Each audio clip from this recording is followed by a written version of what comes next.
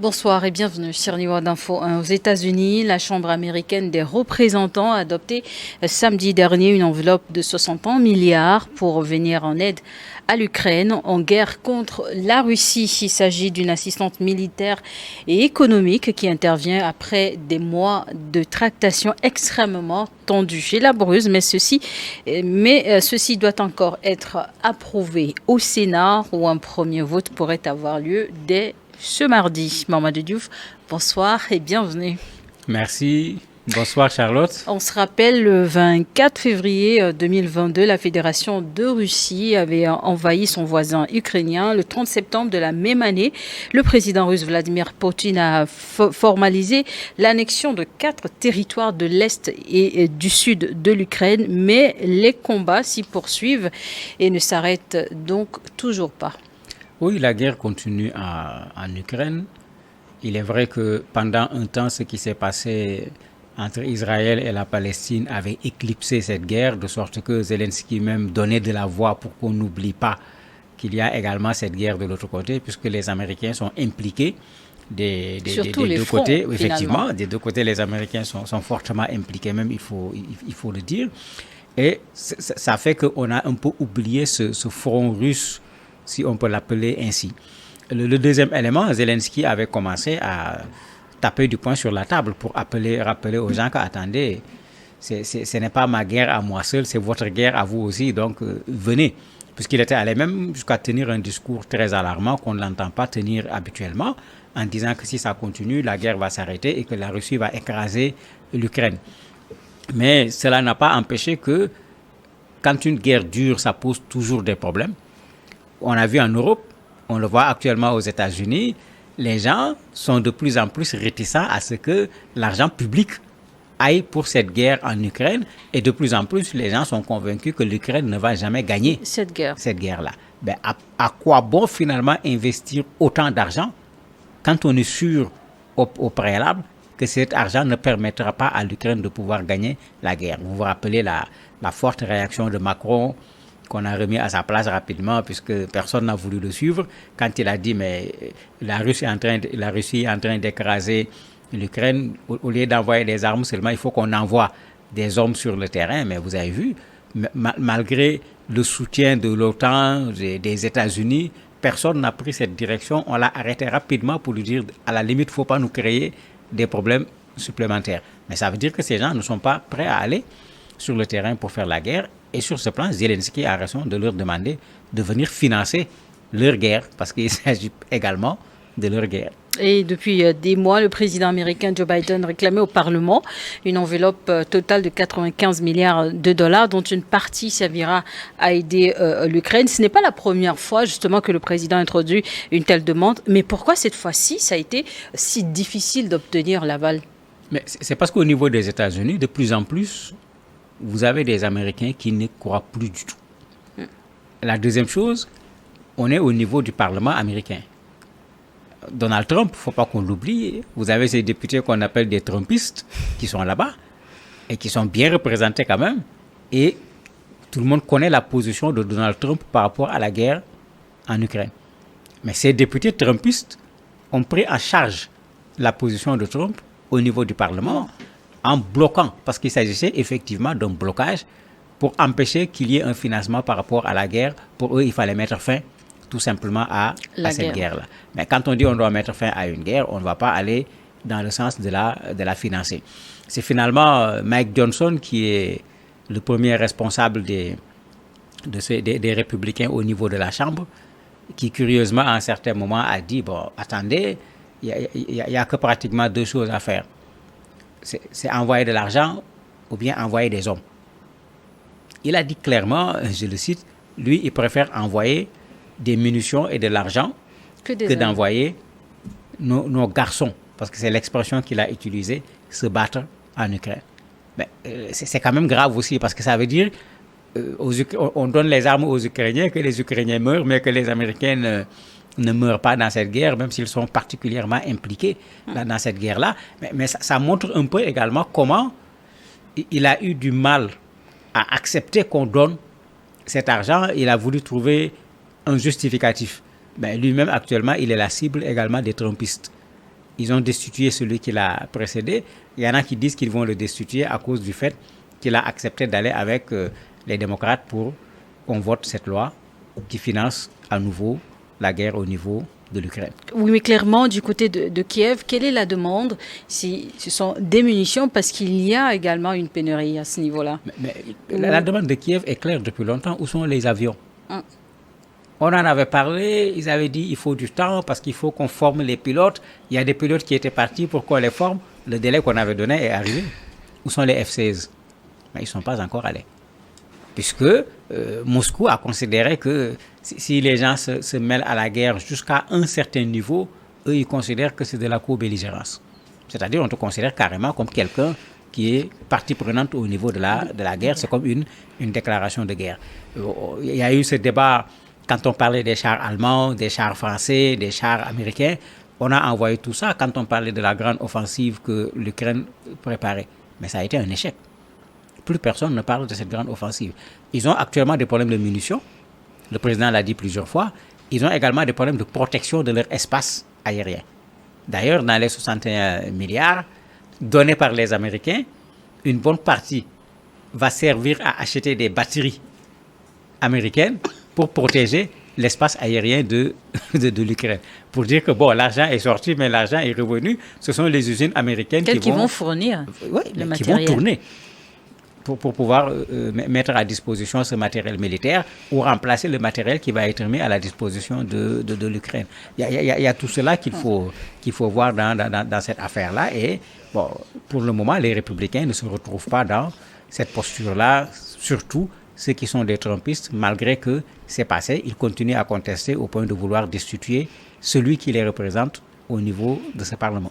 Du côté des États-Unis, le débat est vraiment houleux. Il y a quelques mois de l'élection présidentielle du 5 novembre. La question de l'aide à l'Ukraine est toujours sur le tapis. Les démocrates, pendant que les démocrates parlent d'une aide, les républicains, eux, sont pour un prêt plutôt. Tout à fait. Pas seulement un prêt. N'oublions pas que Trump, pendant qu'il était au pouvoir, avait commencé à dire ça suffit. Les Américains ne vont pas aller se battre à la place des gens.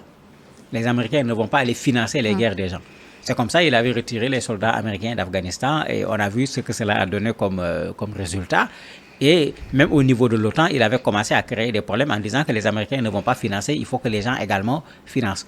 Donc, il est normal que ceux qui sont du côté de Trump, en gardant cette logique, ne soient pas pour un financement de la guerre. En fait, quand ils parlent d'aide, même c'est une alternative qu'ils utilisent pour pouvoir convaincre les Américains.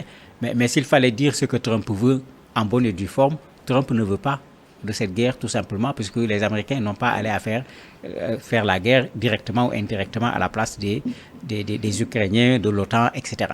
Donc c'est ça la posture de Trump et c'est ça la posture de ceux-là. Et ça fait un débat extrêmement long, 6 mois, au niveau du Parlement, où les gens ne parvenaient pas à pouvoir trouver une solution par rapport à cela. C'était pas cette aide, vous parlez des 95 milliards, parce qu'il y a Israël dedans. Il y a Taïwan également dedans. Bon, ça viendra également pour eux, mais ça n'a pas été facile. Nous sommes en période électorale, il ne faut pas qu'on oublie, c'est la campagne. Et dans la campagne, Trump est là, Biden est là. Cette guerre en Ukraine crée une sorte de duel entre les deux. Et c'est clair que, même si Trump n'est pas au Parlement, ce que ses députés font au Parlement, c'est ce que lui, il est en train de faire au niveau de la campagne présidentielle. Mamadou Diouf, si du côté des Américains, il y a une ouverture à l'aide à l'Ukraine, qu'en est-il du côté des alliés européens vis-à-vis de la situation, justement, alarmante sur le terrain en Ukraine? J'ai jeté un coup d'œil sur les médias des pays membres de l'OTAN. Tout le monde applaudit des deux mains. Puisque, quoi qu'on dise, les Américains sont un des soutiens les plus forts. Au niveau de l'espace européen, vous avez l'Angleterre qui est au devant, vous avez l'Allemagne qui est venue avec du retard et avec beaucoup d'hésitation avant de donner ces chars que l'Ukraine a réclamé pendant fort longtemps.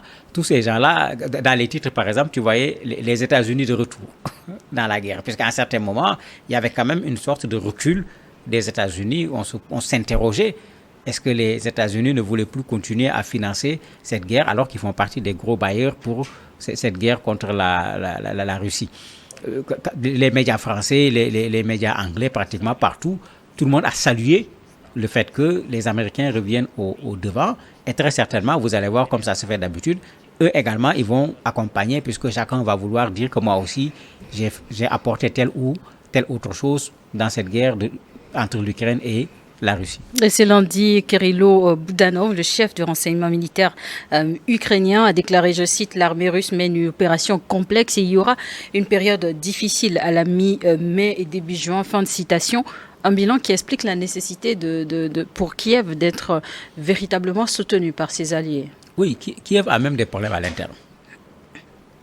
Puisque quand ils ont demandé aux jeunes de venir s'enrôler au niveau de l'armée, l'enthousiasme qu'on voyait au départ n'est plus là. Au point qu'on est presque en train de pousser, d'obliger les jeunes à venir s'enrôler. Et après que tu te sois enrôlé, puisque actuellement, sur une tranche d'âge déterminée, les gens n'ont pas le droit de quitter le territoire ukrainien. Si tu t'engages pendant 2 ans, tu as la possibilité de voyager. Donc, il y a un besoin de bras même, de personnes pour mener le combat, parce que quand une guerre dure, c'est également ça l'inconvénient, mais les gens sont fatigués.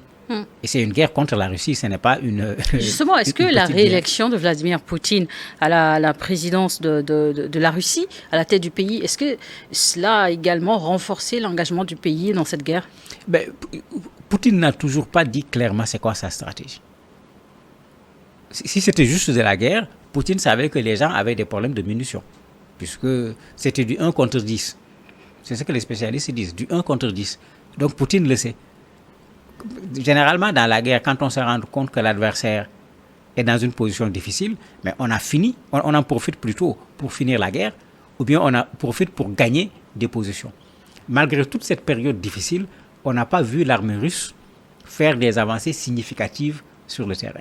C'est pourquoi je dis, c'est quoi la stratégie de Poutine dans cette affaire? On se pose encore des questions. Ils auraient pu profiter de ces moments difficiles pour prendre davantage de territoire, parce qu'ils sont au courant qu'à l'intérieur, les jeunes sont de moins en moins motivés pour aller à la guerre. On les oblige pratiquement, on en attrape pour les amener à aller au front.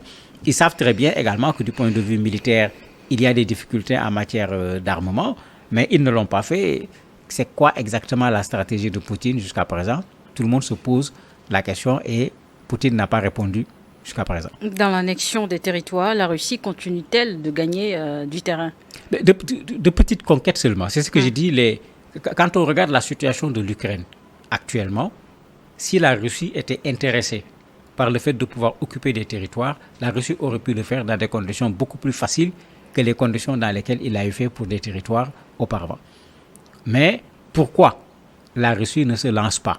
Pourquoi il est là en train de parler de situation difficile qui va venir? Ce qui est souvent le discours de la Russie. Ça ne va pas être simple, ça va être difficile. Au niveau de Zelensky, bon, lui, il est là en remerciant les Américains et dit par exemple que ça va sauver beaucoup de vies. En pensant bien sûr à ces patriotes qui vont venir pour protéger l'espace aérien par rapport aux missiles, aux drones qui créent beaucoup de dégâts actuellement au niveau de l'Ukraine. Ce n'est pas évident que même l'arrivée de ces armes va changer la donne. Qu'on se rappelle tout ce qui avait été envoyé pour la grande offensive dont on parlait. Cette grande offensive, on n'a pas vu véritablement le résultat que cela a donné. Pendant un temps, on nous a dit on a pris tel village, mais finalement, on s'est rendu compte que ce n'était pas des prises significatives. L'approvisionnement en de nouveaux matériels au niveau de l'Ukraine, est-ce que cela ne risque pas aussi d'intensifier davantage les conflits? Mais bien sûr, le président ukrainien, puisqu'il est toujours dans cette logique de combat, il lui faut des munitions, il lui faut des armes. Il n'a pas les moyens pour les acheter. Soit c'est avec l'aide américaine que ces armes vont être achetées, soit c'est avec la contribution des autres pays membres de l'OTAN, comme cela avait été fait lors de la grande offensive. Mais le problème, c'est est-ce que les militaires ukrainiens sont autant motivés que le président à poursuivre les combats, oui. Voire même, est-ce que le président ukrainien est aussi motivé qu'il l'était au début de cette guerre, quand il pensait qu'avec le discours tenu par la France, la Grande-Bretagne, les États-Unis, il pensait que tous ces gens allaient facilement venir le soutenir et très fortement, ce qui n'a pas été le cas jusqu'à présent. Je parlais tout à l'heure des F-16, on en a parlé, mais jusqu'à présent, ils ne l'ont pas reçu. On lui donne des armes de longue portée, on lui demande de ne pas tirer sur le territoire russe, etc. Bon, le soutien est quand même un soutien avec des lignes rouges, alors que dans cette guerre, si on met des lignes rouges pour l'Ukraine, on crée davantage de difficultés. à ce pays. Et vu les difficultés rencontrées par les alliés à obtenir des enveloppes ou faire justement acheminer du matériel, il y a des risques également que ces alliés se retrouvent essoufflés. Mais ils vont se retrouver essoufflés. Je regardais un peu les chiffres sur les armements 2023. Il y a eu une hausse de 2400 milliards de dollars. Parce que ce marché de l'armement fait partie également de ce qui alimente la guerre. La guerre. Ça coûte excessivement cher. Mais ça les intéresse quand vous alimentez et vous n'êtes pas concerné. On ne bombarde pas chez vous, vous ne risquez pas de subir les conséquences. On vend bien les armes. Mais ici, quand vous regardez leur attitude, il y a une réserve en craignant que la Russie les considère comme étant des belligérants. Il y a une deuxième réserve avec une opinion nationale qui est de plus en plus réticente à ce que l'argent public aille vers l'Ukraine, alors qu'il y a également des problèmes à régler sur place. Il y avait même des marches qui avaient commencé en Belgique, dans un certain nombre de pays européens, où les gens commençaient à dire, attendez, il faut plutôt arrêter cette guerre et s'occuper de nos problèmes, parce qu'en ce moment, on posait le problème de l'énergie, le gaz russe qui risquait de ne pas venir. Mais les populations avaient commencé à dire à leurs dirigeants, occupez-vous de nous avant d'aller vous occuper de l'Ukraine. Donc, ils sont un peu entre ces deux feux. Qu'est-ce que la Russie va faire d'eux? Qu'est-ce que leur opinion publique va faire? Ça fait qu'effectivement, peut-être avec le geste des Américains, les gens également vont faire un pas, mais ce sera un pas mesuré en tenant compte de leur opinion publique obligatoirement. Et si le Parlement américain a validé pour l'enveloppe de 61 milliards, il reste encore au Sénat d'approuver le décaissement. Oui, mais il ne risque pas d'y avoir de problème pour le Sénat. Les républicains ne pourront pas, les trumpistes ne pourront pas les empêcher. Et comme c'est plutôt les démocrates qui se retrouvent là-bas de façon majoritaire, ça va passer plus facilement là-bas qu'au niveau du Parlement où effectivement ça n'a pas été chose aisée. Merci beaucoup d'avoir accepté de répondre à nos questions. Merci à vous également de nous avoir suivis dans Décryptage.